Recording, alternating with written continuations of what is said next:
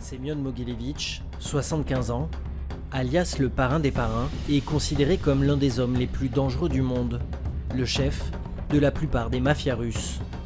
Semyon Mogilevich, c'est l'auteur ou le commanditaire de centaines de meurtres, le parrain d'un vaste réseau de trafic d'armes, de stupes ou d'êtres humains, un génie de la finance, capable de mener de vastes escroqueries à travers le monde. Retour sur l'histoire de l'un des plus grands criminels de tous les temps. Semyon Mogilevich, né à Kiev en 1946. Doué pour les études, il fréquente une grande université nationale et obtient plusieurs diplômes en économie. Décrit comme très intelligent, un avenir brillant s'offre à lui. Pourtant, il intègre au début des années 70 le clan moscovite de Lyubertskaya, comme simple homme de main.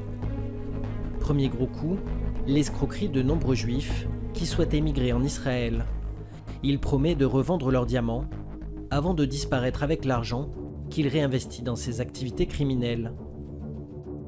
Mogilevich gravit très rapidement les échelons du milieu criminel et devient expert en blanchiment d'argent. Dans les années 80, il crée une société d'import-export de produits pétroliers. Il l'installe à Origny, au large des côtes françaises, une île connue pour être un paradis fiscal, et devient très vite millionnaire. Il a sa propre organisation et une armée d'environ 250 hommes de main. En 1990, il s'expatrie en Israël. De confession juive, il obtient un passeport de l'État hébreu. À l'époque, il reste discret et travaille dans l'ombre. Mogilevich crée plusieurs sociétés, toutes légales. En réalité, il en profite pour développer ses activités criminelles. Trafic de drogue, d'êtres humains, d'armes et de matériel nucléaire.